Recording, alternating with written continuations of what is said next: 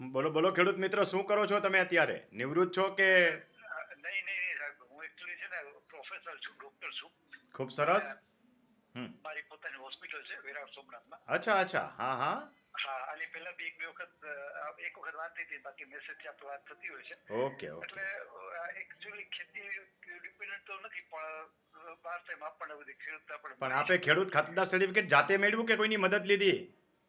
કોઈની મદદ નહીં સાહેબ, જાતે મેળવી. કેવી રીતે? મારા વિડીયો જોયા હતા કે કઈ રીતે પ્રેરણા મળી? તમારા વિડીયો છે ને સાહેબ, તમારા વિડીયો છે, તમે જે ગાઈડ આપ્યું હતું એ પ્રમાણે આ વખતે મને મન માનતું તમે જે કીધું છે ને એ પ્રમાણે બધા ડીઆરઆર માંથી બધા ડોક્યુમેન્ટ છે બધા કઢાવ્યા છે. ખૂબ સરસ. અને આ એક ખેડૂત ખાતર સર્ટિફિકેટ નું ઘણા વખત મન માનતું એટલે બેઠું બેઠા જોઈને તમે વિડીયો કર્યું, મેં ચાલો ઓનલાઈન મને કરવા ચાલો, મને આનંદ થયો કે કોઈ વ્યક્તિ તો છે કે જે મારા વિડીયો જોઈ અને પોતાના કમ્પ્લીટ ફાઇલ ચેક કરે છે અને ખેડૂત ખાતેદાર સર્ટિફિકેટનું પણ મહત્વ સમજાવે છે. બાકી વકીલ પાસે જાઓ ને તો તમને એમ કહે, શું કીધું, તમે પોતાનો અનુભવ કયો. સાહેબ વકીલ એમ કહે છે કે હવે એની જરૂર નથી, હવે પરિપત્ર આવી ગયો છે, હવે આનો કોઈ મતલબ જ નથી, હવે હા. તમે કે કઢાવવાની મહેનત નહીં કરો અને આ કઢાવવામાં કે તમે પ્રસાદી વહીવટ કરશો ને ત્યાં તમે નીકળશે જ નહીં. દરેક બાબતમાં વહીવટનું માણસો કહે છે, પણ દરેક બાબતમાં વહીવટ નથી કરવા પડતા. હા સાહેબ. અમુક બાબત ક્રિટિકલ હોય, કંઈક ખોટું કરવું હોય તો વહીવટ કરવા પડે. બાકી સ્ટ્રેટ ફોરવર્ડ ચાલવું હોય અને ઉતાવળ ન હોય ખાસ હા. તો વહીવટ નથી કરવા પડતા. ચાલો, આપને શું પૂછવું છે એ કયો.